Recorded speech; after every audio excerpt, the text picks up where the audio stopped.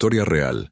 El sanatorio maldito de Eduardo Liceaga, 1941, CDMX. Los pacientes eran torturados. Ciudad de México, 1941. Sanatorio General Eduardo Liceaga. La niebla matutina se arrastraba por los pasillos del Sanatorio General Eduardo Liceaga, como si tuviera vida propia, deslizándose entre las grietas de las ventanas mal selladas y envolviendo los pabellones de aislamiento con un manto grisáceo que parecía no querer irse nunca. Era octubre de 1941, y la Ciudad de México despertaba con el frío característico de la temporada de lluvias. Pero dentro de aquellos muros de concreto y cal, el frío era diferente. No era solo la temperatura que calaba los huesos, sino algo más profundo, algo que nacía desde el interior mismo del edificio y se aferraba a la piel de quien osaba caminar por sus corredores.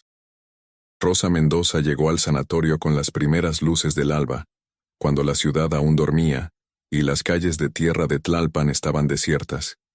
Cargaba consigo una maleta pequeña de cuero desgastado y una carta de recomendación arrugada en el bolsillo de su delantal. Tenía 23 años y necesitaba el trabajo con desesperación.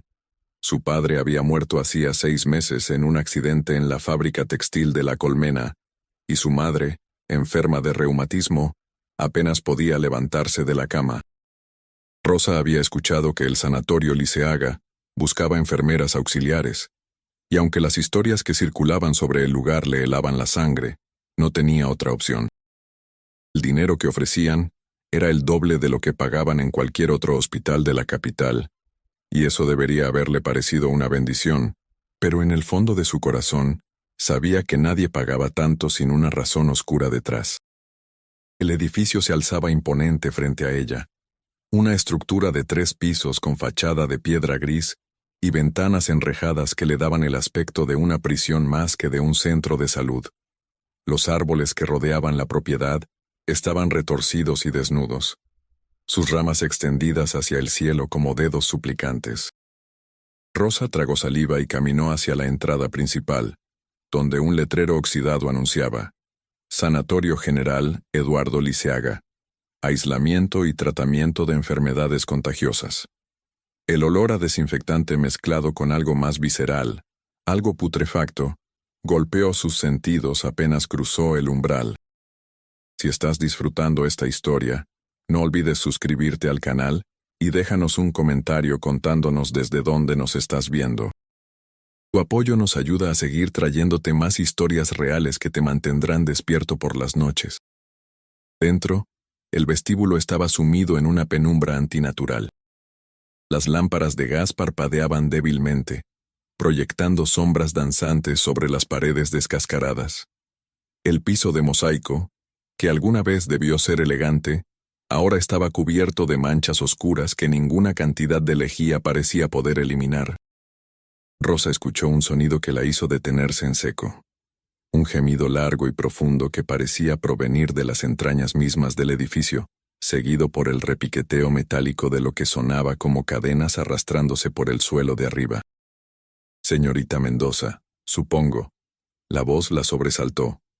Rosa giró bruscamente y se encontró frente a un hombre alto y delgado, vestido con una bata blanca impecable que contrastaba violentamente con el aspecto decadente del lugar. Tenía el rostro angular, casi cadavérico, con pómulos pronunciados y ojos hundidos de un color gris acero que parecían traspasar el alma. Su cabello, completamente blanco a pesar de que no aparentaba más de 40 años, estaba peinado hacia atrás con precisión militar. Soy el doctor Julián Gobea, director médico de esta institución. Bienvenida. Rosa extendió la mano temblorosa, pero el doctor no la tomó. Simplemente asintió con una sonrisa que no alcanzaba sus ojos y le indicó que lo siguiera. Caminaron por un pasillo interminable, flanqueado por puertas de metal pesado con pequeñas ventanas circulares. A través de ellas, Rosa podía vislumbrar las siluetas de los pacientes. Cuerpos demacrados acostados en catres oxidados, algunos convulsionando, otros completamente inmóviles. El aire estaba cargado de humedad y del olor penetrante de la enfermedad, ese aroma agridulce a sudor, sangre y medicamentos que parecía adherirse a la garganta. Este sanatorio fue inaugurado en 1910 por el ilustre médico Eduardo Liceaga, explicó el doctor Gobea sin voltear a verla, su voz resonando en el eco del corredor. Fue diseñado para aislar a los enfermos de tuberculosis, lepra y otras afecciones contagiosas que amenazaban la salud pública de nuestra capital. Aquí, lejos de sus familias y de la sociedad que los rechaza, reciben el tratamiento que necesitan. Hizo una pausa y finalmente giró para mirarla directamente. Aunque debo advertirle, señorita Mendoza, que este no es un trabajo para personas de corazón débil. Los tratamientos que aplicamos son necesarios, pero pueden parecer duros para ojos inexpertos. Rosa sintió un escalofrío recorrer su columna vertebral. ¿Qué tipo de tratamientos?, preguntó, aunque parte de ella no quería saber la respuesta. El doctor Gobea sonrió de nuevo, esa sonrisa fría y calculadora. Terapias de choque, baños de agua helada para controlar las fiebres, aislamiento prolongado en celdas, en habitaciones de contención. También empleamos técnicas modernas de Europa, la lobotomía para casos de histeria extrema, la terapia de insulina para los que presentan episodios psicóticos inducidos por la fiebre. Todo supervisado y autorizado por las autoridades sanitarias, por supuesto. Su tono era casual, como si estuviera describiendo la lista del mercado. Llegaron a una puerta doble de madera oscura con la placa «Pabellón de observación», grabada en metal. El doctor sacó un manojo de llaves que colgaba de su cinturón y abrió lentamente. El chirrido de las bisagras resonó como un lamento. Aquí es donde trabajará durante su primer mes. Los pacientes de este pabellón son los recién llegados, aquellos cuyo diagnóstico aún está en proceso. Su labor será asistir en la administración de medicamentos, supervisar las constantes vitales y, lo más importante, reportarme cualquier comportamiento inusual. El pabellón era una sala rectangular con 20 camas dispuestas en 2 filas paralelas. Las paredes estaban pintadas de un verde pálido que se descascaraba en grandes pedazos, revelando el concreto gris debajo. Las ventanas, ubicadas en lo alto, dejaban entrar apenas un hilo de luz natural, y el resto de la iluminación provenía de focos desnudos que colgaban del techo mediante cables expuestos. Los pacientes, todos vestidos con batas grises idénticas, yacían en sus camas. Algunos miraban al techo con ojos vidriosos, otros temblaban bajo mantas raídas. Uno de ellos, un hombre de mediana edad con la piel amarillenta y cicatrices profundas en los brazos, comenzó a reír histéricamente al ver entrar a Rosa, un sonido agudo y perturbador que hizo que varios pacientes más se unieran en un coro macabro. «Ignórelos», dijo el doctor Gobea con indiferencia. «La enfermedad afecta la mente tanto como el cuerpo. Por eso nuestros métodos deben ser firmes. La disciplina es parte de la cura». Señaló hacia el fondo de la sala, donde una enfermera de mayor edad con el rostro marcado por profundas arrugas de preocupación preparaba una bandeja de jeringas. «Ella es Herminia Vázquez, la enfermera jefe del pabellón. Ella le enseñará los procedimientos. Cualquier duda, resuélvala con ella primero. Yo tengo otros asuntos que atender». Sin esperar respuesta, el doctor Gobea dio media vuelta y salió del pabellón, dejando a Rosa sola con el sonido de los gemidos, las risas histéricas y el repiqueteo constante de algo metálico que parecía provenir de las tuberías que corrían por las paredes. Herminia levantó la vista y le hizo un gesto para que se acercara. Tenía los ojos cansados, hundidos en ojeras profundas, y sus manos temblaban ligeramente mientras organizaba las medicinas. «Así que tú eres la nueva», dijo Herminia con voz ronca, como si hubiera gritado demasiado. «¿Cuánto te ofrecieron? ¿El doble? ¿El triple?» Rosa asintió insegura. Herminia soltó una risa amarga. «Siempre pagan bien al principio. Necesitan que alguien se quede aunque sea unos meses. La última chica que tuvimos duró 3 semanas antes de...» Se detuvo abruptamente y sacudió la cabeza. «Da igual. Mira, niña, te voy a dar un consejo. Haz tu trabajo, no hagas preguntas y, por el amor de Dios, nunca bajes al sótano. ¿Me entiendes? Nunca. Rosa quería preguntar por qué había en el sótano, pero algo en la expresión de Herminia le indicó que era mejor no insistir.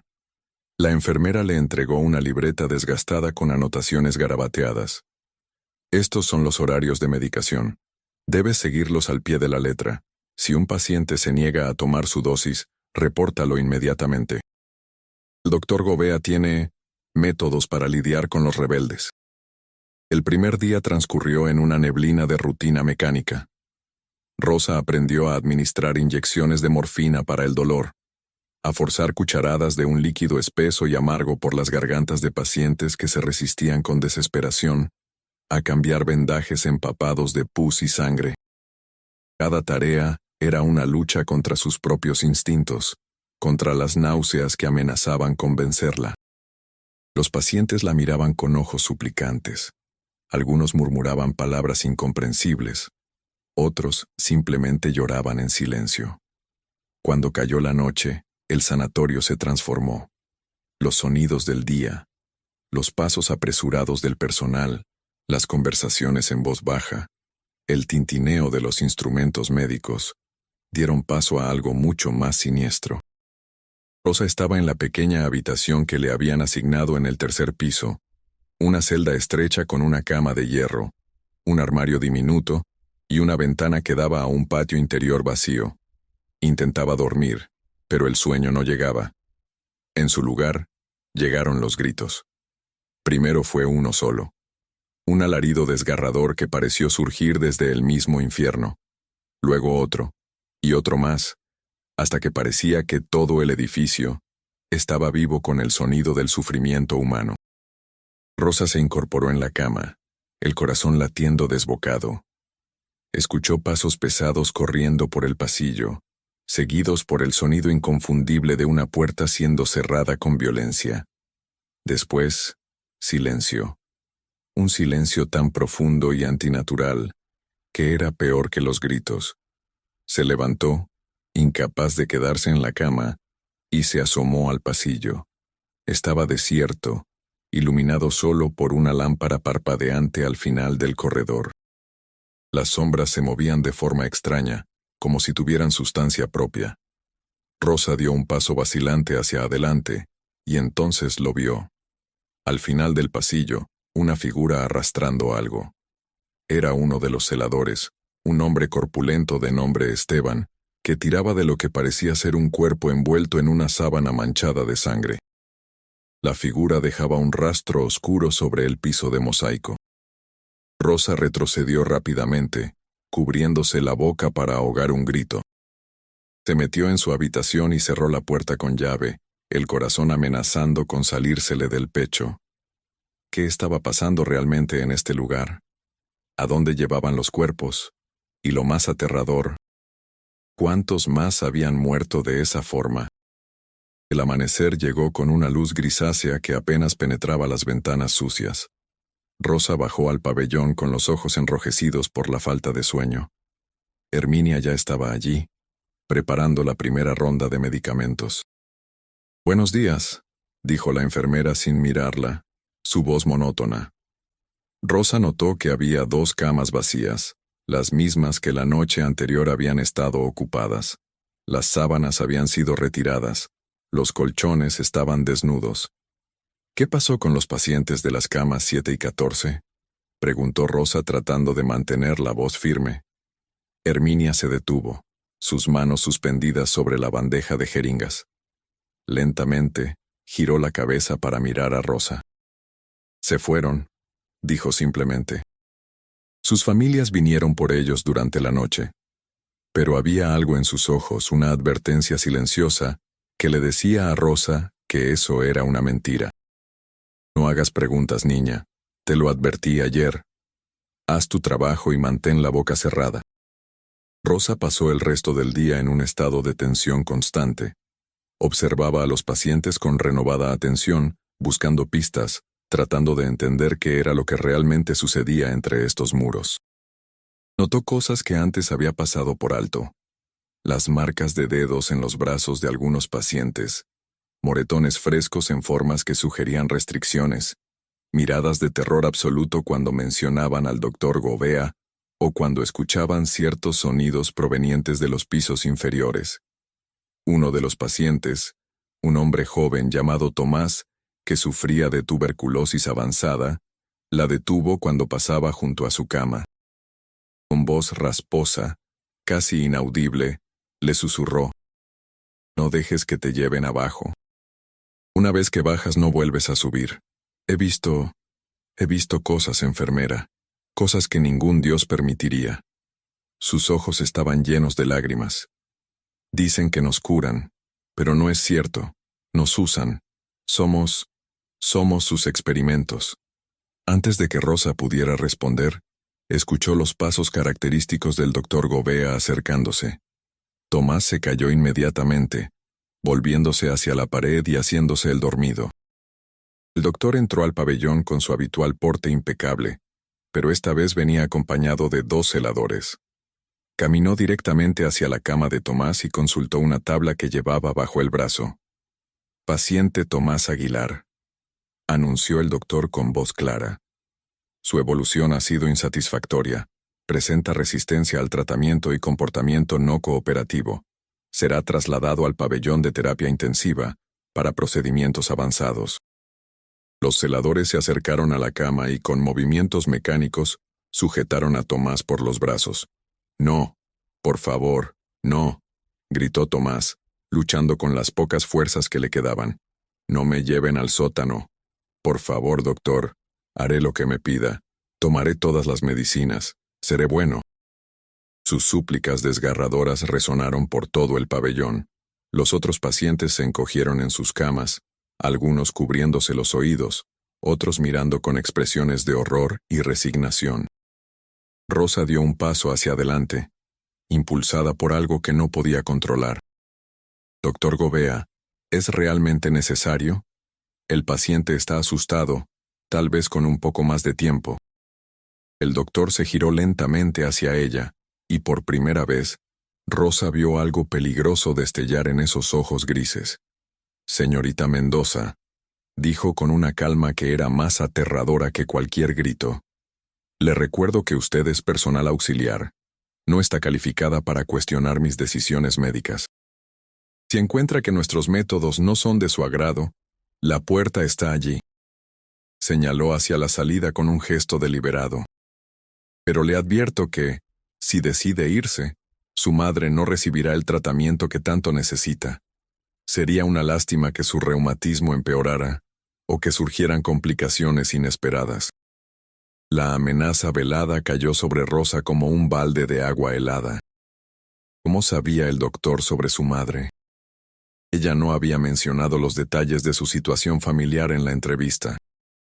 Rosa sintió que las paredes del pabellón se cerraban sobre ella, que había entrado en una trampa de la que no había escape. Los celadores se llevaron a Tomás, quien seguía gritando y suplicando hasta que su voz se perdió en la distancia. El doctor Gouveia se acercó a Rosa, tan cerca que ella pudo oler el tabaco en su aliento. «Todos tenemos un papel que cumplir aquí, señorita Mendoza. El suyo es obedecer, el mío es curar, sin importar el costo. Este sanatorio es un lugar de redención para los olvidados de la sociedad, y mis métodos, aunque incomprendidos, son efectivos. Espero que esto quede claro». Rosa asintió, incapaz de hablar, las lágrimas amenazando con desbordarse. El doctor asintió satisfecho y salió del pabellón. En cuanto se fue, Herminia se acercó a Rosa y le puso una mano en el hombro. «Te lo advertí», murmuró. «Ahora entiendes por qué nadie hace preguntas. Todos estamos atrapados aquí de una forma u otra. Él tiene formas de asegurarse de que nos quedemos». Esa noche, Rosa no pudo dormir en absoluto. Los gritos de Tomás resonaban en su mente, mezclándose con los sonidos reales que provenían de algún lugar debajo de ella. Decidió que tenía que descubrir la verdad, aunque eso significara poner en riesgo su propia vida. Si no hacía algo, si no exponía lo que estaba sucediendo, más personas sufrirían y morirían en la oscuridad de este lugar maldito. Se levantó en medio de la noche. cuando el sanatorio estaba en su momento más silencioso, ese silencio pesado que presagiaba horrores. Se vistió rápidamente y salió de su habitación, llevando consigo una pequeña linterna que había encontrado en el armario de suministros. Los pasillos estaban desiertos, iluminados solo por la luz fantasmal de la luna que entraba a través de las ventanas rotas. Cada paso que daba resonaba como un trueno en sus oídos. Recordó las palabras de Herminia: «Nunca bajes al sótano», pero sabía que era precisamente allí donde encontraría las respuestas. Bajó por las escaleras principales, manteniéndose pegada a la pared, atenta a cualquier sonido que indicara la presencia de los celadores. Pasó el primer piso, luego el vestíbulo, y finalmente encontró una puerta de metal pesado con un letrero oxidado que decía: «Solo personal autorizado, área restringida». La puerta estaba entreabierta, como si alguien hubiera olvidado cerrarla completamente. Rosa empujó suavemente, y el metal gimió en protesta. Del otro lado había una escalera descendente, empinada y estrecha, con paredes de piedra húmeda. El aire que subía desde las profundidades era frío y cargado de un olor que hizo que Rosa sintiera arcadas. Era el olor de la muerte, de la carne putrefacta, de químicos fuertes mezclados con sangre vieja. Comenzó a descender, cada escalón llevándola más profundo en las entrañas del sanatorio. La oscuridad era casi absoluta, rota solo por la luz temblorosa de su linterna. Las paredes estaban cubiertas de musgo y manchas que parecían haber penetrado la piedra misma. Escuchó agua goteando en algún lugar cercano, un sonido rítmico e hipnótico que se mezclaba con algo más. Voces. Voces apagadas como si vinieran de muy lejos, seguidas por sonidos metálicos, y lo que solo podía describirse como gemidos de agonía. Al final de la escalera había un pasillo largo con varias puertas a cada lado. Algunas estaban abiertas, revelando habitaciones pequeñas y vacías con paredes de azulejos blancos manchados. Otras estaban cerradas con candados pesados. Rosa caminó lentamente, el corazón latiendo tan fuerte que estaba segura de que alguien lo escucharía. Se detuvo frente a una de las puertas cerradas y miró a través de una pequeña ventana de vidrio reforzado. Lo que vio la hizo caer de rodillas. La habitación del otro lado era una especie de laboratorio improvisado. Había mesas de metal con correas de cuero, instrumentos quirúrgicos cubiertos de sangre seca, frascos con líquidos turbios que contenían órganos humanos flotando en formol. Y en una de las mesas, atado con las correas, estaba Tomás. Estaba consciente, con los ojos muy abiertos mirando al techo. Su pecho había sido abierto, las costillas separadas, exponiendo su interior.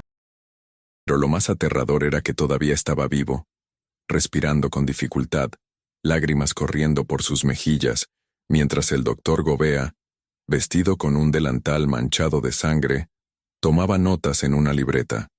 Rosa quiso gritar, quiso correr, pero su cuerpo no le respondía. Estaba paralizada por el horror absoluto de lo que presenciaba. Entonces, como si hubiera sentido su presencia, el doctor Gobea levantó la vista y miró directamente hacia la ventana. Sus ojos se encontraron con los de Rosa, y una sonrisa lenta y terrible se extendió por su rostro. Rosa finalmente reaccionó, se puso de pie y corrió con todas sus fuerzas de vuelta hacia las escaleras, tropezando y golpeándose contra las paredes. Escuchó la puerta del laboratorio abrirse detrás de ella. Escuchó los pasos del doctor y de otros más, persiguiéndola. Subió las escaleras de dos en dos, sus pulmones ardiendo, las lágrimas nublando su visión. Llegó al vestíbulo y siguió corriendo hacia la salida principal. Pero cuando llegó, encontró que las puertas estaban cerradas con llave. Estaba atrapada. Se giró y vio al doctor Gobea emergiendo de las sombras, acompañado por 4 celadores. «Señorita Mendoza», dijo con esa calma enfermiza. «Qué decepción. Pensé que usted entendería la importancia de nuestra obra. Este sanatorio no es solo un lugar de tratamiento. Es un templo del progreso médico. Los pacientes que llegan aquí Ya están condenados por la sociedad. Sus familias los abandonan. El gobierno los olvida. Pero yo les doy un propósito. A través de sus cuerpos, aprendo, avanzo en la ciencia. ¿Cuántas vidas se salvarán en el futuro gracias a los sacrificios que hacemos hoy? Rosa retrocedió hasta quedar contra la puerta. Usted es un monstruo, logró decir, su voz quebrándose. Lo que hace es tortura, es asesinato. No es ciencia, es sadismo. El doctor inclinó la cabeza como considerando sus palabras. Los monstruos son los que juzgan sin comprender. Pero no se preocupe, señorita Mendoza. No voy a lastimarla. Después de todo, usted también tiene un propósito aquí. Verá, necesito personal que haya visto lo que realmente hacemos. Personal que entienda que no hay escape. Usted será una de mis mejores enfermeras, porque ahora sabe que obedecer es su única opción. Tu madre recibirá su tratamiento. Usted recibirá su salario, y todos seguiremos con nuestra labor. A menos, por supuesto, que prefiera unirse a los pacientes en el sótano. Los celadores se acercaron y la sujetaron con firmeza, aunque Rosa ya no tenía fuerzas para resistirse. La llevaron de vuelta a su habitación y cerraron la puerta con llave desde afuera. Rosa se dejó caer en la cama, sollozando sin control. Estaba atrapada en un infierno viviente, cómplice silenciosa de atrocidades inimaginables. Y lo peor de todo era que el doctor tenía razón. No tenía opción. Si huía, su madre moriría. Si hablaba, nadie le creería, o peor, el doctor Gobea usaría su influencia para destruirla. Los días que siguieron se convirtieron en una pesadilla rutinaria. Rosa trabajaba como un autómata, administrando medicamentos, asistiendo en procedimientos, evitando mirar a los pacientes a los ojos porque no podía soportar ver la súplica silenciosa en ellos. Cada noche escuchaba los gritos, cada mañana veía las camas vacías. El sanatorio se alimentaba de sus residentes como un organismo vivo, insaciable. Una tarde, mientras organizaba suministros en el almacén del segundo piso, Rosa encontró algo escondido detrás de una pila de mantas viejas. Un cuaderno. Lo abrió con manos temblorosas, y descubrió que pertenecía a la enfermera que había trabajado allí antes que ella, la que según Herminia, había durado solo 3 semanas. Las páginas estaban llenas de anotaciones frenéticas, fechas, nombres de pacientes, descripciones de los procedimientos que había presenciado. La última entrada, escrita con letra temblorosa, decía: «Ya no puedo más. He intentado denunciarlo, pero tiene contactos en todas partes. La policía, el gobierno, todos están comprados o tienen miedo. Esta noche voy a intentar sacar pruebas, fotografías del sótano. Si algo me pasa, que alguien encuentre esto y termine con esta pesadilla. M.S.» Rosa cerró el cuaderno, el corazón latiendo desbocado. Aquella enfermera había intentado hacer lo correcto y había desaparecido. Probablemente estaba muerta, o algo peor, pero había intentado conseguir pruebas. Rosa miró a su alrededor, una idea peligrosa formándose en su mente. Si lograba obtener evidencia física de lo que sucedía en el sótano, si lograba salir del sanatorio y llevarla a alguien que realmente pudiera hacer algo, tal vez, solo tal vez, podría detener esto. Esa noche, Rosa no fue a su habitación después de su turno. En cambio, se escondió en un armario de suministros del primer piso y esperó hasta que el sanatorio quedó en silencio. Entonces, armada con una cámara vieja que había encontrado entre las pertenencias de la enfermera desaparecida, descendió nuevamente al sótano. Esta vez sabía lo que encontraría, pero aún así, nada podría haberla preparado para la magnitud del horror. El laboratorio no era el único lugar de tortura. Había otras habitaciones, cada una más aterradora que la anterior. En una, encontró recipientes con cerebros etiquetados con nombres y fechas. En otra, había registros detallados de los experimentos, inyecciones de enfermedades en pacientes sanos para estudiar la progresión, amputaciones sin anestesia para probar límites del dolor, procedimientos de esterilización forzada. Era un catálogo del sufrimiento humano, meticulosamente documentado. Rosa fotografió todo lo que pudo, sus manos temblando tanto que temía que las imágenes salieran borrosas. Fotografió los documentos, los instrumentos, los frascos con órganos. Y entonces, escuchó algo que la heló hasta el alma. Risas. Risas provenientes de una habitación al final del pasillo, una habitación cuya puerta estaba entreabierta y de la cual emanaba una luz amarillenta. Se acercó lentamente y miró adentro. Era una especie de sala de reuniones. Allí estaba el doctor Gobea, pero no estaba solo. Había otros hombres, todos vestidos con trajes elegantes, sentados alrededor de una mesa, donde reposaban botellas de whisky y puros encendidos. Reconoció a uno de ellos. Era el director del Departamento de Salubridad del Distrito Federal, un funcionario de alto rango. Estaban revisando fotografías, las mismas fotografías que Rosa acababa de tomar mentalmente, y discutiendo con entusiasmo los avances logrados. Sus métodos son revolucionarios, doctor Gobea, decía el funcionario, levantando su copa en un brindis. Cuando esto se publique, México estará a la vanguardia de la investigación médica mundial. Por supuesto, algunas concesiones deben hacerse, algunas verdades deben suavizarse para el público. El doctor Gobea asintió, sonriendo. Por supuesto, el fin justifica los medios como siempre. Los pacientes que usamos son desechos sociales de todos modos. Nadie los extrañará. Y el conocimiento que obtenemos salvará miles de vidas en el futuro. Rosa sintió que iba a vomitar. No era solo el doctor Gobea. Era todo un sistema corrupto, una red de complicidad que se extendía hasta los niveles más altos del gobierno. ¿Cómo podría luchar contra eso?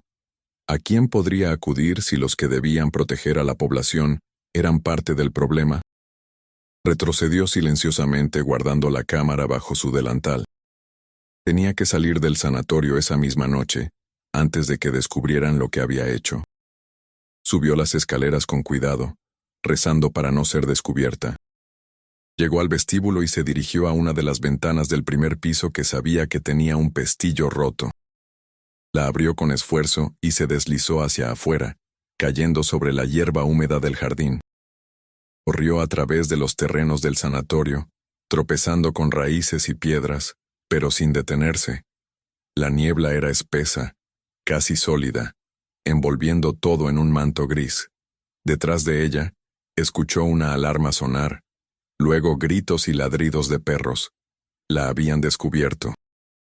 Los perros de los celadores estaban siendo liberados para cazarla. Rosa corrió más rápido de lo que había corrido en su vida, sus pulmones ardiendo, las piernas amenazando con ceder en cualquier momento. Llegó al muro perimetral del sanatorio y buscó desesperadamente un lugar por donde escalarlo. Encontró un árbol cuyas ramas se extendían sobre el muro y comenzó a trepar, rasgándose las manos y los brazos, con la corteza áspera. Los ladridos estaban cada vez más cerca. Logró llegar a una rama que se extendía sobre el otro lado del muro, y se arrastró por ella. Escuchó disparos, las balas silbando cerca de su cabeza, astillando la madera. Se dejó caer al otro lado, aterrizando con fuerza sobre el suelo de tierra. El impacto la dejó sin aire, pero se obligó a levantarse y seguir corriendo, adentrándose en las calles oscuras de Tlalpan. Corrió durante lo que pareció horas, escondiéndose en callejones cada vez que escuchaba vehículos acercándose, hasta que finalmente llegó a una zona más poblada. Se detuvo frente a la oficina de un periódico pequeño que conocía, El Observador Metropolitano, dirigido por un periodista llamado Rafael Herrera, que tenía reputación de publicar historias que otros medios rechazaban por miedo o presión. Golpeó la puerta con desesperación hasta que una luz se encendió en el segundo piso, y un hombre de mediana edad, con lentes y cabello despeinado, asomó la cabeza por la ventana. «¿Quién es? ¿Qué quiere a estas horas?» «Por favor», gritó Rosa. «Tengo información sobre el sanatorio Liceaga. Tienen que ayudarme. Están matando gente allí, están haciendo experimentos. Tengo pruebas». El hombre la miró con escepticismo, pero algo en su tono desesperado lo convenció. Bajó y abrió la puerta dejándola entrar. Rosa le contó todo, cada detalle horrible, mientras el periodista tomaba notas con expresión cada vez más sombría. Cuando terminó, Rosa le entregó la cámara con las fotografías. «Si esto es verdad», dijo Rafael Herrera, su voz grave, «entonces estamos hablando de uno de los escándalos más grandes en la historia de la salud pública mexicana. Pero también estamos hablando de exponernos a personas muy poderosas. ¿Está segura de querer hacer esto? Su vida estará en peligro». Rosa asintió, las lágrimas corriendo por sus mejillas.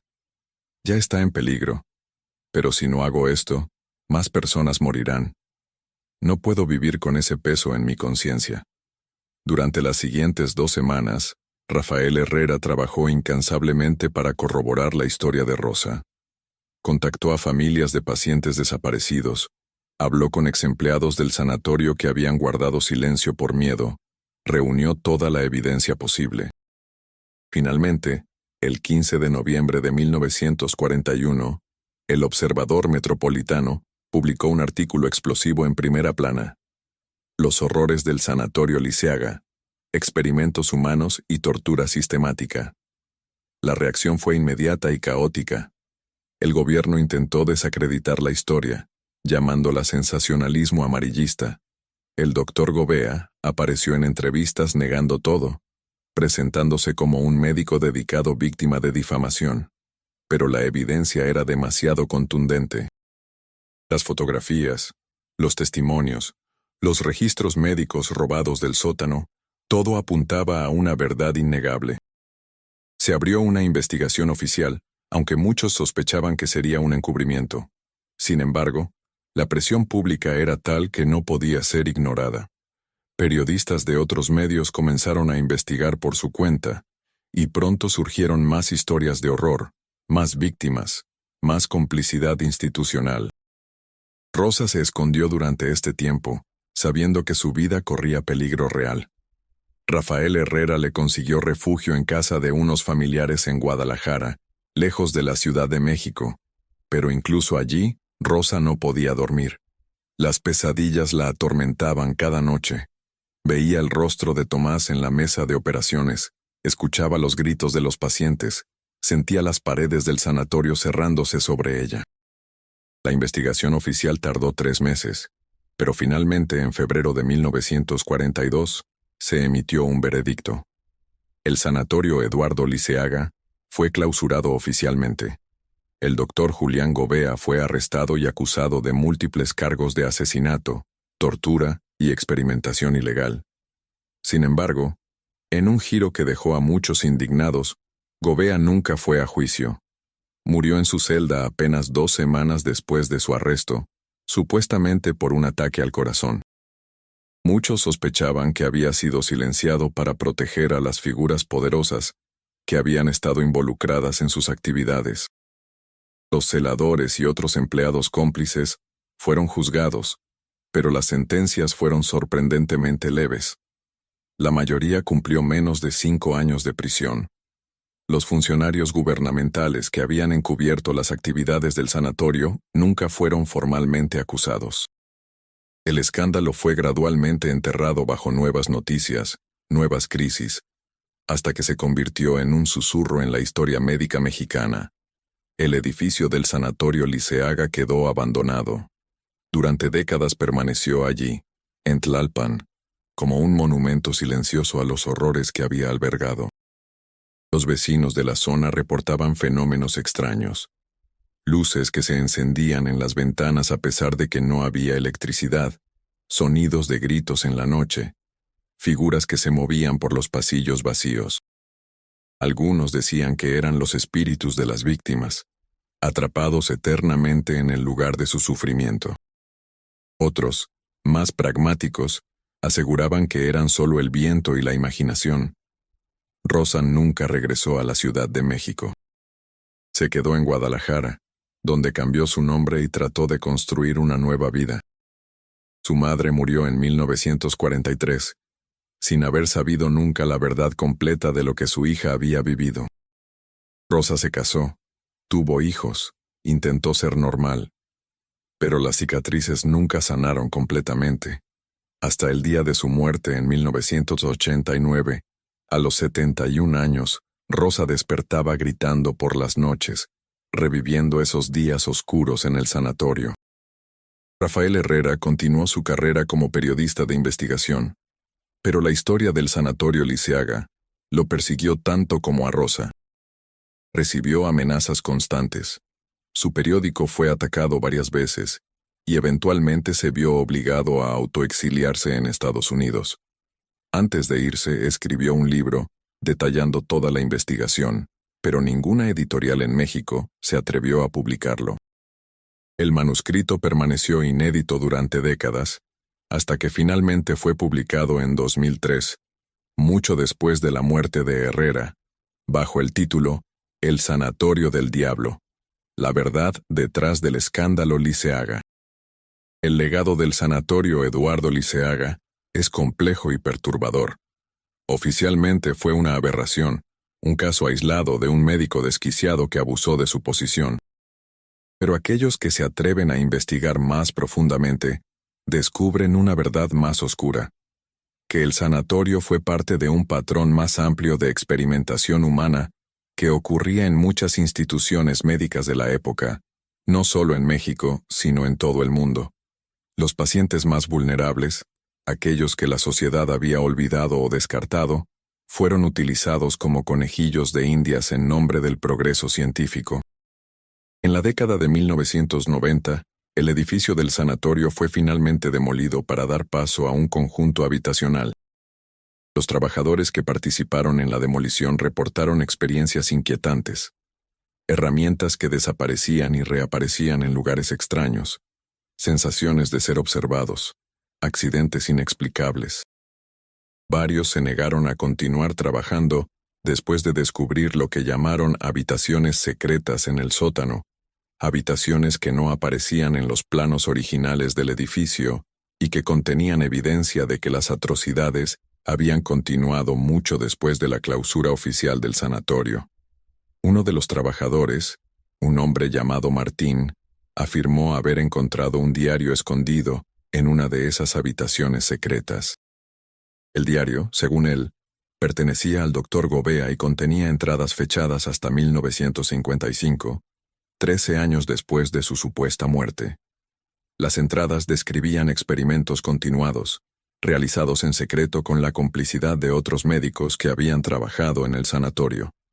Martín intentó llevar el diario a las autoridades, pero fue robado de su camioneta esa misma noche. Cuando intentó reportar el robo, la policía le dijo que no había registro de su denuncia. Hoy en día, en el lugar donde una vez se alzó el sanatorio Eduardo Liceaga, hay edificios de apartamentos, tiendas, una vida urbana normal, pero los residentes más antiguos de Tlalpan todavía recuerdan, todavía susurran las historias, y cada tanto aparece en las noticias locales un reportaje sobre algún residente del conjunto habitacional que jura haber visto sombras en los pasillos, haber escuchado gritos provenientes de las paredes, haber sentido presencias que no deberían estar allí. La verdadera pregunta no es si el sanatorio Liceaga estaba maldito, sino qué es lo que realmente lo maldijo. ¿Fueron los actos atroces cometidos entre sus muros? ¿La sangre inocente derramada en nombre de una ciencia retorcida? ¿O fue la complicidad sistemática, el silencio cómplice de una sociedad que prefirió mirar hacia otro lado antes que confrontar la verdad incómoda de lo que se hacía a sus ciudadanos más vulnerables? Rosa Mendoza, en sus últimos años, solía decir que el verdadero horror del sanatorio Liceaga no eran los fantasmas ni las apariciones, sino la facilidad con la que las personas buenas podían convertirse en cómplices del mal, cuando estaban lo suficientemente asustadas o desesperadas. Ella misma había sido, durante esas terribles semanas, parte del sistema que torturaba y mataba. Y aunque eventualmente encontró el coraje para exponerlo, nunca pudo perdonarse a sí misma por los días en que guardó silencio. El caso del sanatorio Eduardo Liceaga permanece como uno de los episodios más oscuros en la historia médica mexicana. Es un recordatorio de que los monstruos no siempre tienen garras y colmillos, sino que a veces visten batas blancas y hablan con palabras educadas. Que el mayor horror no es lo sobrenatural, sino la capacidad humana para la crueldad cuando se convence a sí misma de que está haciendo un bien mayor. Y mientras la Ciudad de México continúa creciendo, expandiéndose, construyendo sobre su pasado, las historias del sanatorio persisten. Se cuentan en las calles de Tlalpan, se susurran en las noches oscuras, se transmiten de generación en generación. Porque algunos horrores son demasiado profundos para ser enterrados, algunas verdades demasiado terribles para ser olvidadas. El sanatorio Eduardo Liceaga ya no existe en piedra y mortero, pero su legado vive en la memoria colectiva, un fantasma que se niega a descansar, exigiendo que recordemos, que no olvidemos, que nunca permitamos que algo así vuelva a suceder. Pero en las noches más oscuras, cuando la niebla desciende sobre Tlalpan como lo hacía en 1941, algunos juran que todavía pueden escuchar los ecos de aquellos días terribles, gritos que atraviesan el tiempo, susurros de súplica que el viento transporta, el sonido metálico de puertas que se cierran en habitaciones que ya no existen. Y se preguntan si acaso los muertos del sanatorio Liceaga realmente encontraron paz, o si todavía están allí, atrapados en un bucle eterno de sufrimiento, esperando que alguien, algún día, les haga la justicia que se les negó en vida.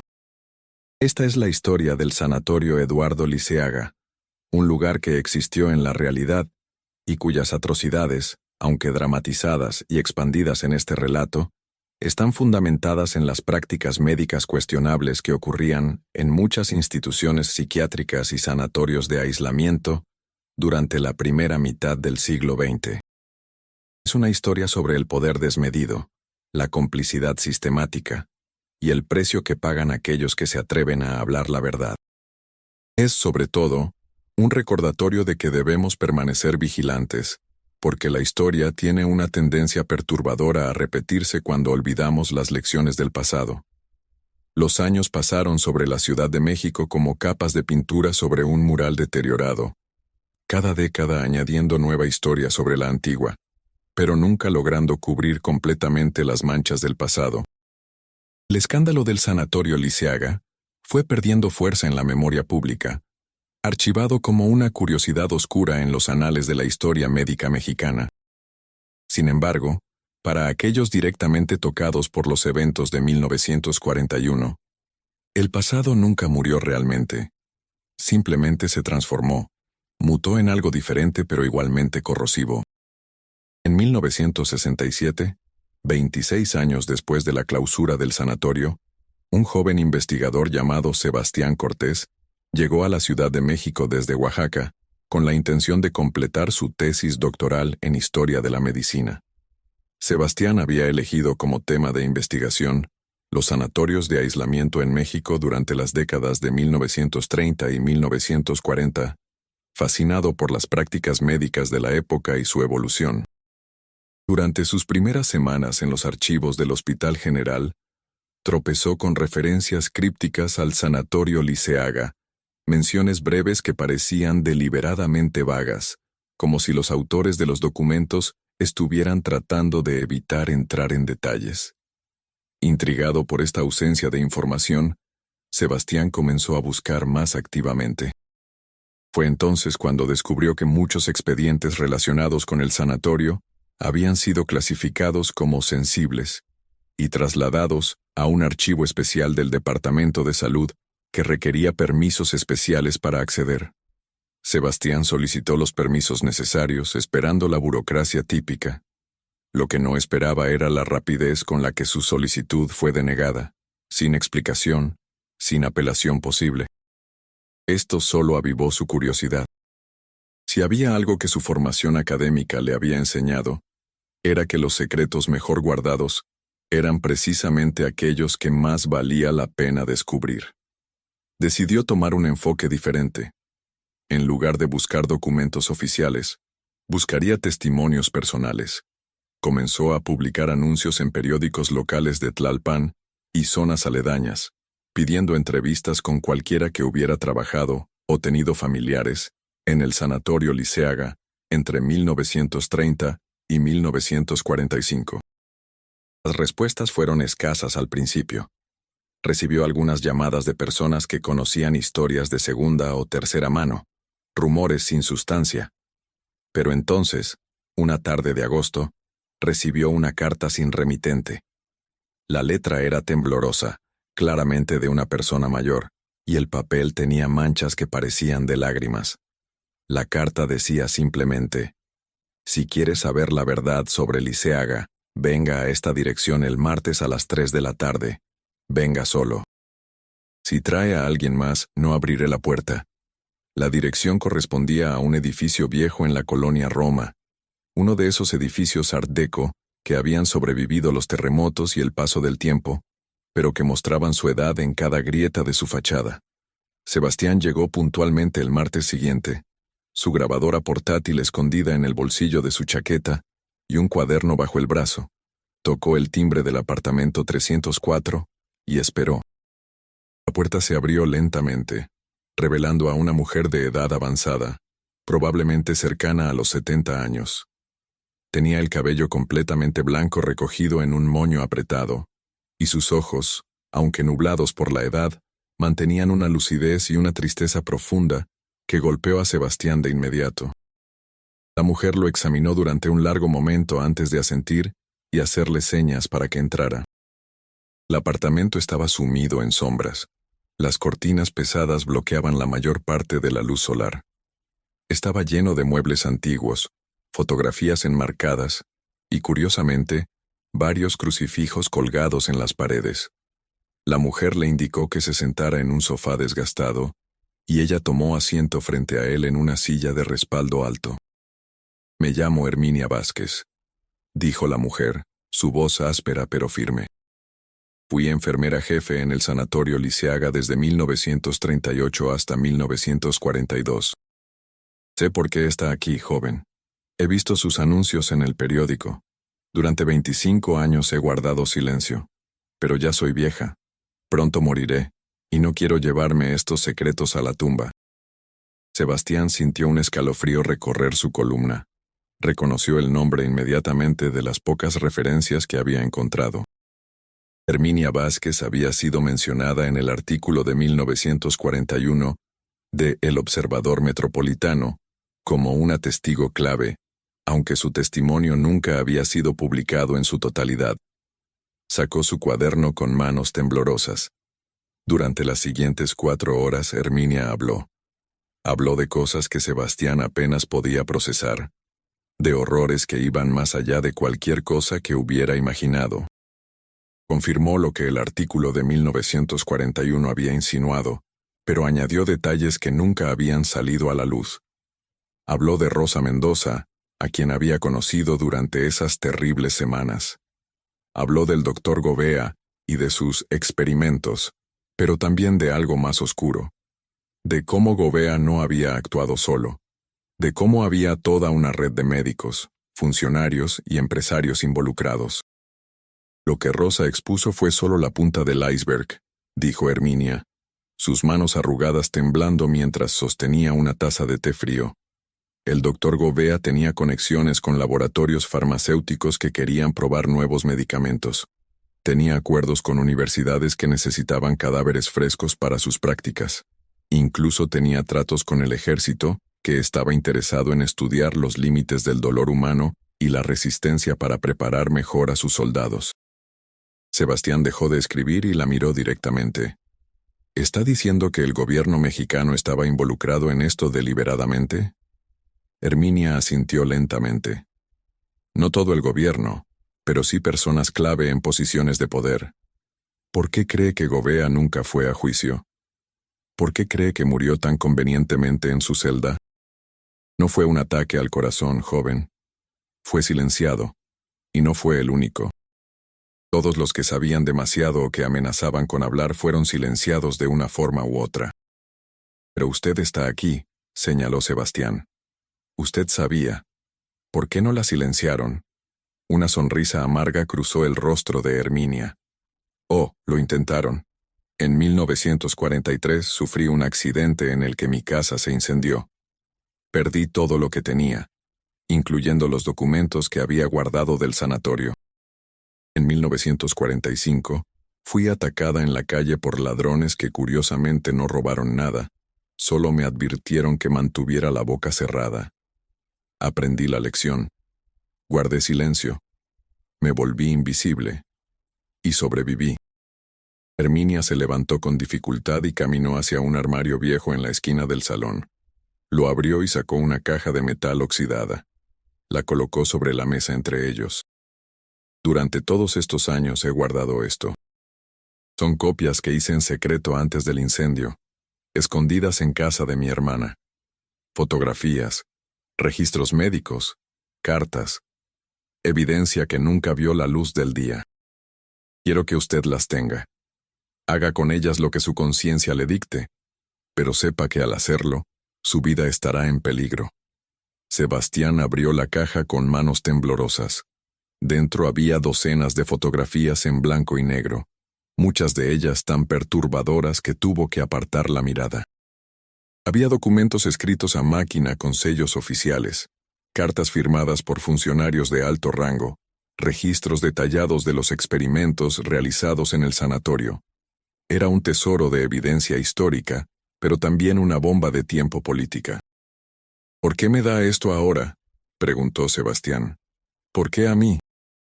Herminia volvió a sentarse, su rostro mostrando un cansancio profundo. Porque usted es joven, idealista, y aún no ha aprendido a tener miedo. Porque es investigador y tiene las herramientas para darle contexto a esta información. Y porque, francamente, estoy cansada de cargar con este peso.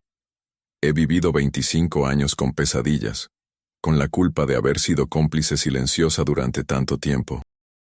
Antes de morir, quiero que la verdad completa se sepa.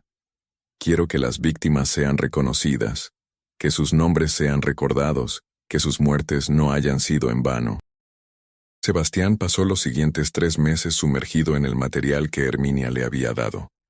Cada documento que revisaba, cada fotografía que estudiaba, revelaba nuevas capas de horror. Descubrió que el Sanatorio Liceaga había sido parte de un programa más amplio de experimentación médica que se extendía a otras instituciones similares en todo México. Descubrió nombres de médicos prominentes, algunos de los cuales todavía estaban vivos y practicando, que habían participado en estos experimentos. Descubrió evidencia de que algunos de los tratamientos, desarrollados en Liceaga, habían sido posteriormente vendidos a laboratorios farmacéuticos internacionales, sin revelar cómo se habían obtenido los datos. Pero mientras más investigaba, más obstáculos encontraba. Su apartamento fue allanado, aunque aparentemente nada fue robado.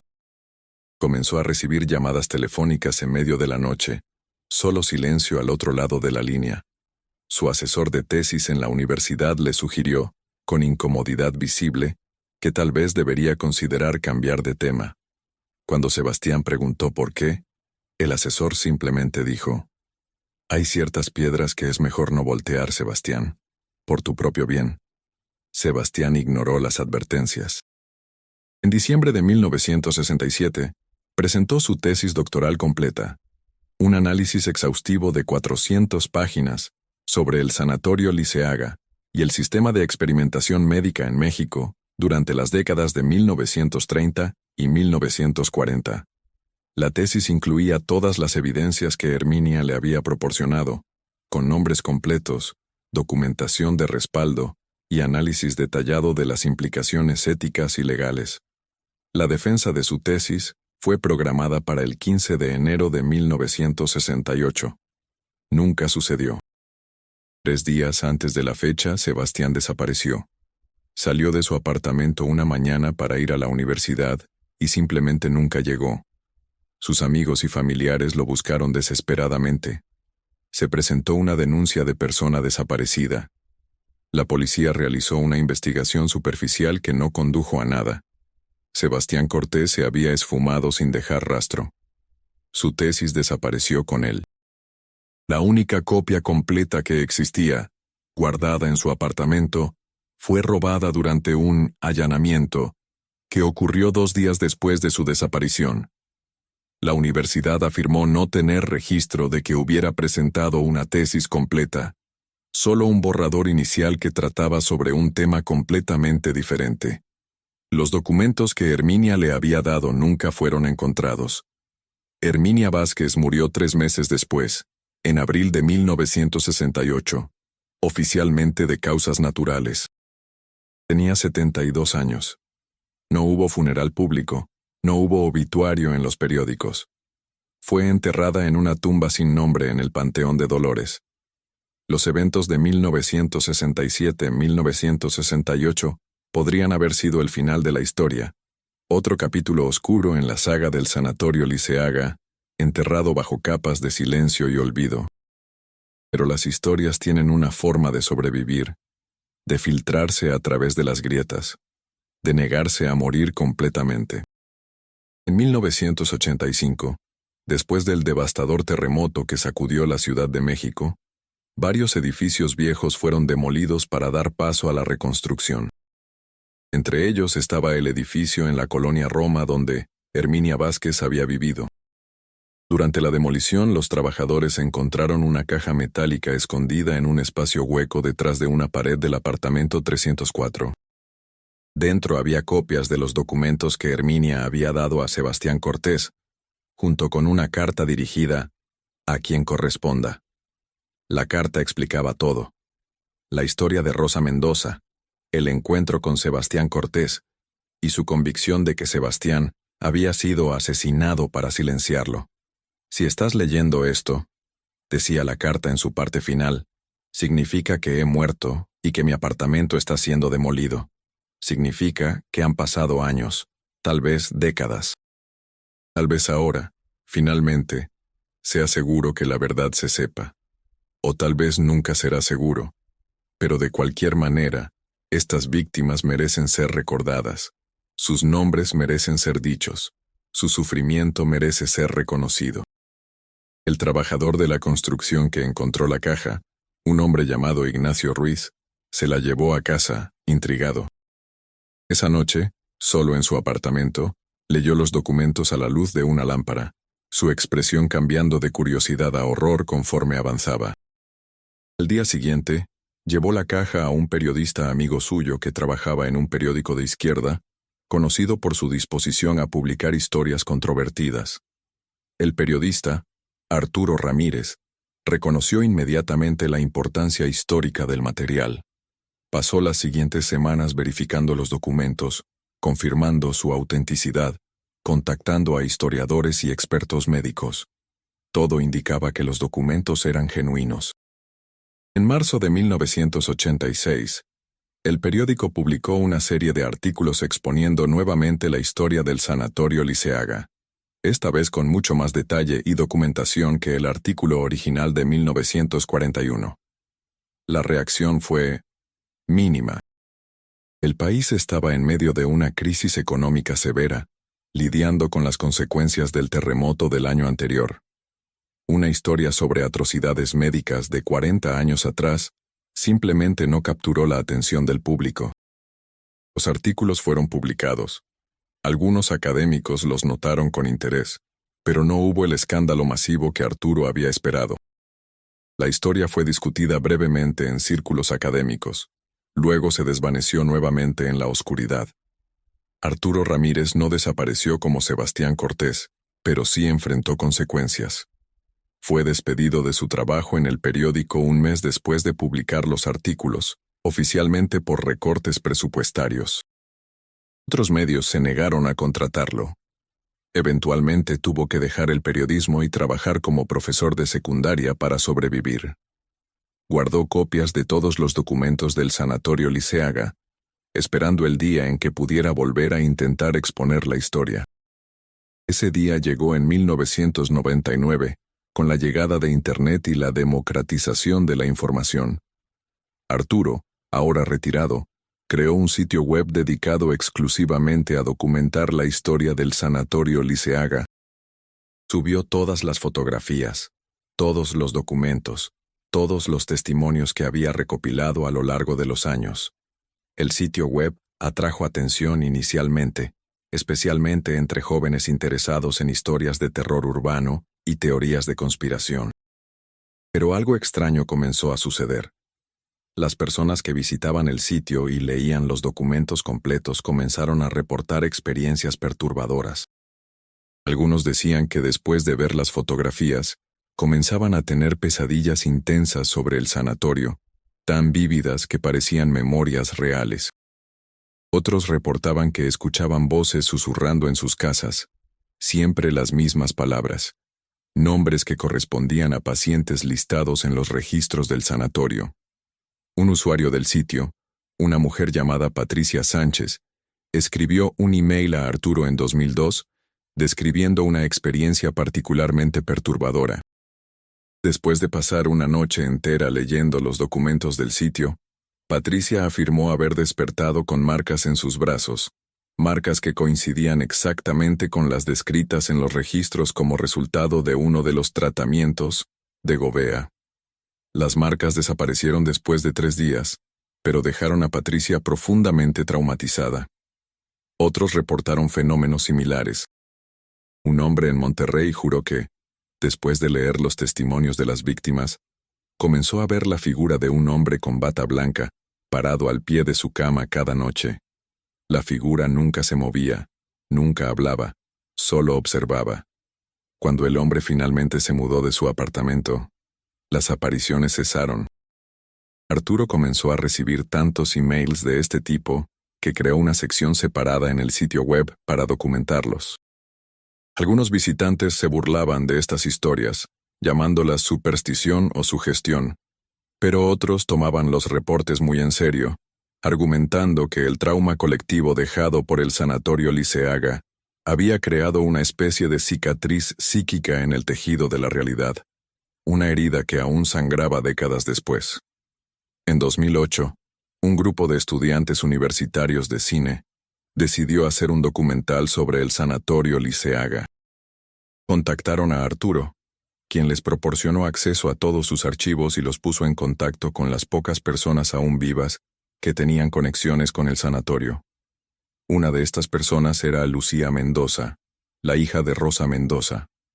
Lucía tenía 72 años y vivía en Guadalajara, donde su madre había pasado la mayor parte de su vida después de huir de la Ciudad de México. Durante la entrevista filmada, Lucía habló de cómo su madre nunca se había recuperado realmente de su experiencia en el sanatorio. Mamá tenía pesadillas terribles, relató Lucía con lágrimas en los ojos. Gritaba en la noche, nombres de personas que había conocido allí. A veces, en sus últimos años, cuando la demencia comenzó a apoderarse de ella, insistía en que podía ver a los pacientes del sanatorio, que venían a visitarla, a pedirle ayuda. Lucía también reveló algo que su madre le había contado en su lecho de muerte, que Rosa creía que el doctor Gobea no había muerto realmente en 1942.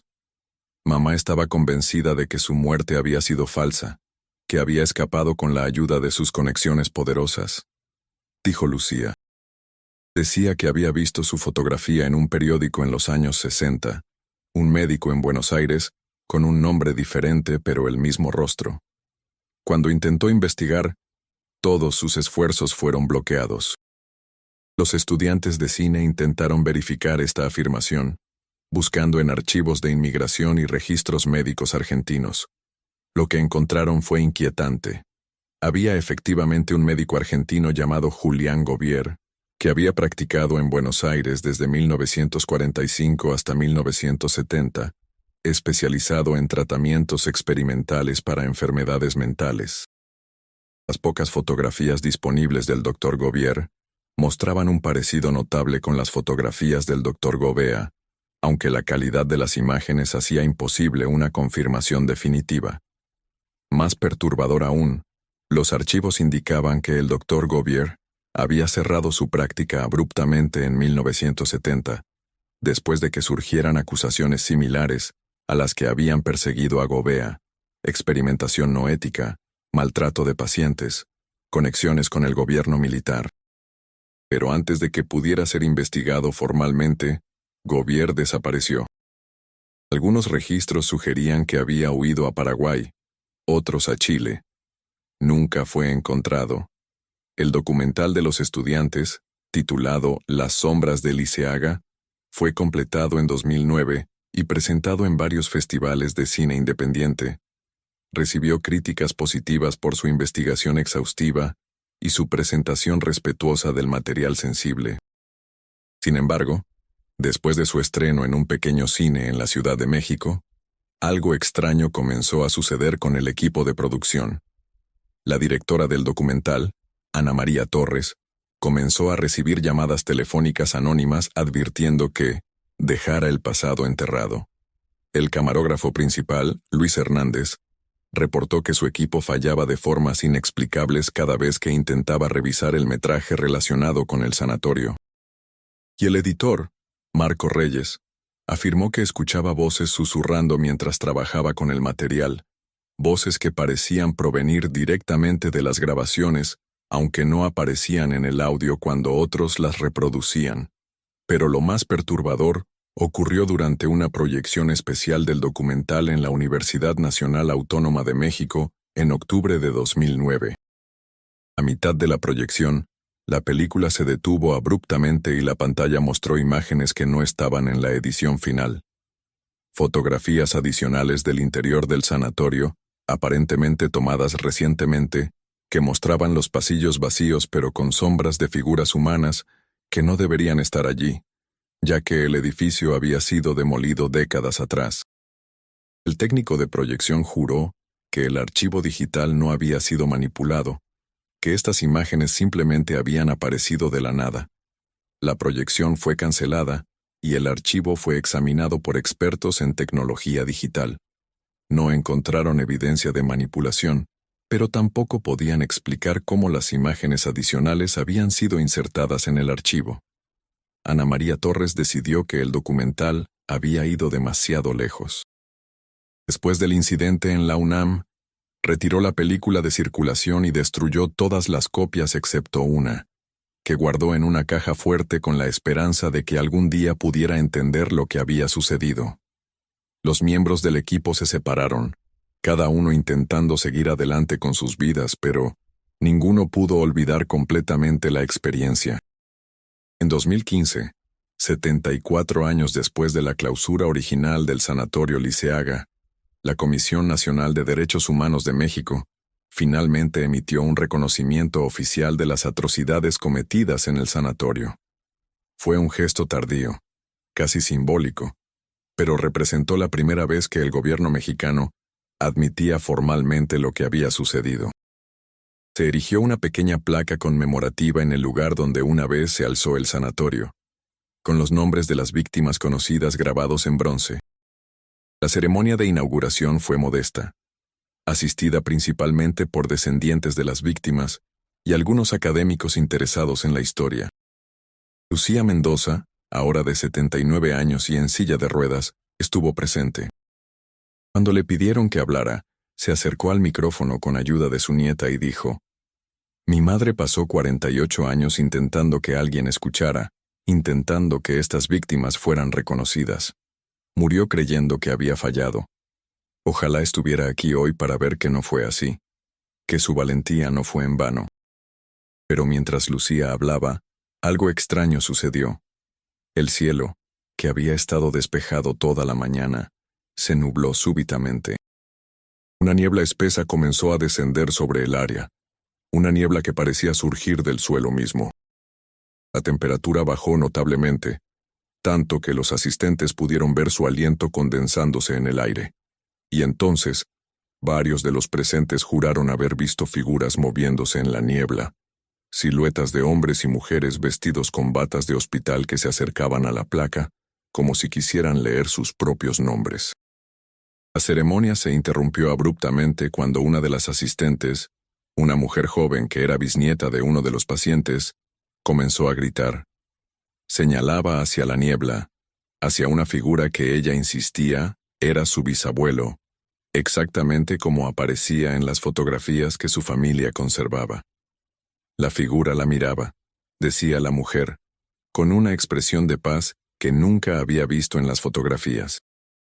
Y entonces lentamente, todas las figuras en la niebla comenzaron a desvanecerse, disipándose como humo, hasta que solo quedó la niebla normal de la mañana. Cuando la niebla se aclaró finalmente, los asistentes notaron algo extraordinario. La placa conmemorativa, que había sido instalada esa misma mañana y estaba perfectamente limpia, ahora tenía marcas en su superficie. No eran grafitis ni vandalismo, sino impresiones, como si docenas de manos hubieran tocado el bronce con tal intensidad que dejaron sus huellas permanentemente grabadas. Los técnicos que examinaron la placa después no podían explicar cómo era posible, ya que el bronce no debería mostrar ese tipo de marcas sin aplicar calor o presión extrema. Arturo Ramírez, ahora un hombre de 83 años, estuvo presente en la ceremonia. Después de los eventos extraños, se acercó a la placa y pasó sus dedos sobre las marcas de manos. Finalmente encontraron paz, murmuró para sí mismo. Después de todos estos años, finalmente alguien reconoció su sufrimiento. 2 semanas después, Arturo murió tranquilamente mientras dormía. Su familia encontró una nota en su mesita de noche que decía simplemente: «La historia está completa. Puedo descansar ahora».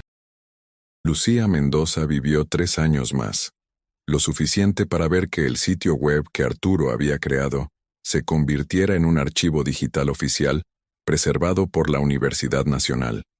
Murió en 2018, a los 82 años, rodeada de su familia. Sus últimas palabras, según su nieta, fueron: «Dile a mamá que lo hicimos, que la gente finalmente sabe la verdad».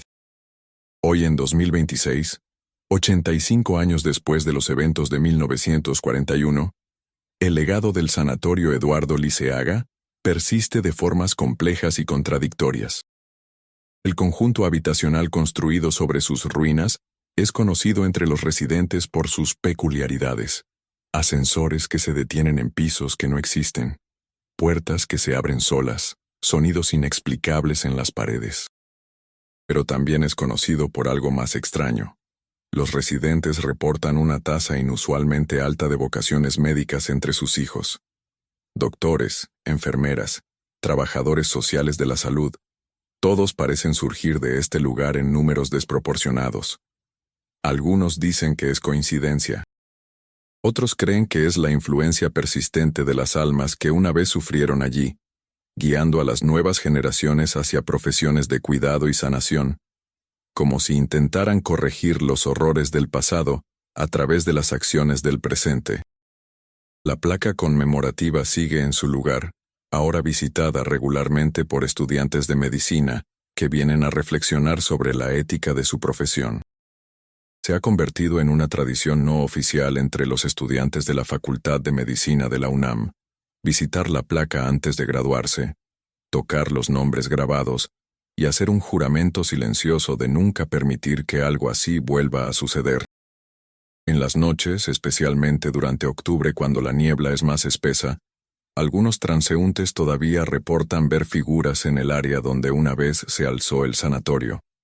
Pero estas figuras ya no parecen amenazantes o atormentadas. Los testigos las describen como pacíficas, casi protectoras, como guardianes silenciosos asegurándose de que su historia no sea olvidada. El archivo digital del Sanatorio Liceaga, mantenido ahora por la universidad, recibe miles de visitas cada año. Ya no genera los reportes perturbadores de fenómenos paranormales que solía generar.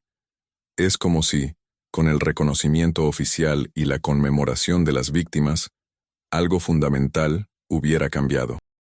El trauma había sido finalmente reconocido, las víctimas habían sido finalmente nombradas, y eso, de alguna manera inexplicable, había traído una medida de paz. Rosa Mendoza Torres, quien murió en 1989, sin ver el reconocimiento oficial, fue honrada póstumamente en 2020 con la Medalla al Mérito Cívico de la Ciudad de México. Su nombre fue añadido a un mural en el Zócalo que conmemora a ciudadanos mexicanos que se opusieron a injusticias sistemáticas. Durante la ceremonia, su bisnieta, también llamada Rosa, Aceptó la medalla y leyó extractos del diario que su bisabuela había mantenido durante esas terribles semanas de 1941.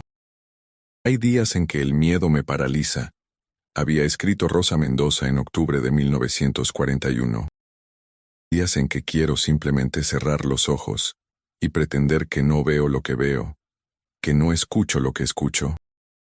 Pero entonces pienso en Tomás, en los otros pacientes cuyas miradas suplicantes me persiguen incluso cuando duermo. Si no hablo por ellos, ¿quién lo hará? Si no expongo esta oscuridad a la luz, ¿cuántos más sufrirán? Tengo miedo. Dios sabe que tengo miedo. Pero hay algo más fuerte que el miedo, y es la certeza de que el silencio es complicidad. No puedo ser cómplice. No puedo vivir conmigo misma si lo soy. Esas palabras resonaron en la ceremonia de 2020 y resonaron aún más fuertemente en el contexto de los escándalos médicos contemporáneos que ocasionalmente surgían en las noticias. El Sanatorio Liceaga se había convertido en un símbolo, un recordatorio de que la vigilancia constante es necesaria, que el poder sin supervisión corrompe, y que la valentía de una sola persona puede, eventualmente, cambiar el curso de la historia. En 2023, el gobierno de la Ciudad de México anunció planes para crear un pequeño museo en el sitio, dedicado no solo a las víctimas del Sanatorio Liceaga, sino a todas las víctimas de abuso médico institucional en la historia de México. El museo, programado para abrir en 2027, llevará el nombre de Museo de la Memoria y la Ética Médica Rosa Mendoza. Pero quizás el legado más importante del Sanatorio Liceaga no está en placas o museos, sino en las historias que continúan siendo contadas, en las lecciones que continúan siendo aprendidas, y en las vidas que fueron tocadas por aquellos eventos de hace tanto tiempo. Es un recordatorio de que el horror más profundo no viene de fantasmas o demonios, sino de lo que los seres humanos son capaces de hacerse unos a otros cuando el poder, el secretismo y la deshumanización se combinan. Y es un recordatorio de que, incluso en la oscuridad más profunda, hay luz. La luz de la valentía, de la verdad, de la negativa a permanecer en silencio frente a la injusticia. Rosa Mendoza encendió esa luz en 1941, cuando habría sido mucho más fácil y seguro mantenerse callada. Esa luz fue llevada por otros a través de las décadas. Herminia Vázquez, Sebastián Cortés, Arturo Ramírez, los estudiantes de cine, y todos aquellos que se negaron a dejar que la historia fuera enterrada. Hoy, cuando visitantes caminan por el área donde una vez se alzó el Sanatorio Eduardo Liceaga, a menudo reportan una sensación extraña, no de miedo o inquietud, sino de algo que solo pueden describir como presencia, una presencia que no amenaza, sino que observa, que recuerda, que testifica. Es como si las almas que sufrieron allí permanecieran, no como fantasmas atormentados, sino como testigos eternos, asegurándose de que su sacrificio, su dolor y finalmente su redención a través del reconocimiento no sean olvidados. En las noches de octubre, cuando la niebla cubre Tlalpan como lo hacía en 1941, algunos dicen que si escuchas con atención, puedes oír susurros en el viento. No son gritos de agonía, como lo fueron alguna vez, sino algo diferente. Voces que recitan nombres, los nombres de las víctimas, como un rosario eterno de memoria. Y entre esas voces, ocasionalmente, se escucha una que parece diferente de las demás, una voz de mujer joven que dice: no olviden, nunca olviden, para que nunca vuelva a suceder. Esa es la verdadera historia del Sanatorio Eduardo Liceaga. No es una historia con un final feliz, porque el sufrimiento que ocurrió allí nunca puede ser deshecho. Pero es una historia con un final que trae una medida de justicia, de reconocimiento, de paz para aquellos que sufrieron. Es una historia que nos recuerda que el pasado nunca muere realmente, que sus lecciones permanecen relevantes, y que nuestra responsabilidad como seres humanos es recordar, aprender, y asegurarnos de que los horrores de ayer no se conviertan en los horrores de mañana. El Sanatorio Liceaga existió. Las personas que sufrieron allí fueron reales. sus muertes fueron reales. Y su legado, doloroso pero vital, sigue vivo en cada estudiante de medicina que jura primero no hacer daño, en cada trabajador de la salud que trata a sus pacientes con dignidad, en cada ciudadano que se niega a permanecer en silencio frente a la injusticia. Porque al final, esa es la única forma verdadera de honrar a los muertos, viviendo de una manera que asegure que su sufrimiento tuvo significado, que sus muertes no fueron en vano, y que las lecciones aprendidas de su sacrificio continúen guiando a las generaciones futuras hacia un mundo más justo, más compasivo, más humano. La historia del Sanatorio Eduardo Liceaga es una historia de horror, sí, pero también es una historia de resistencia, de valentía, de la luz que eventualmente penetra incluso la oscuridad más profunda. Y en eso, finalmente, hay esperanza.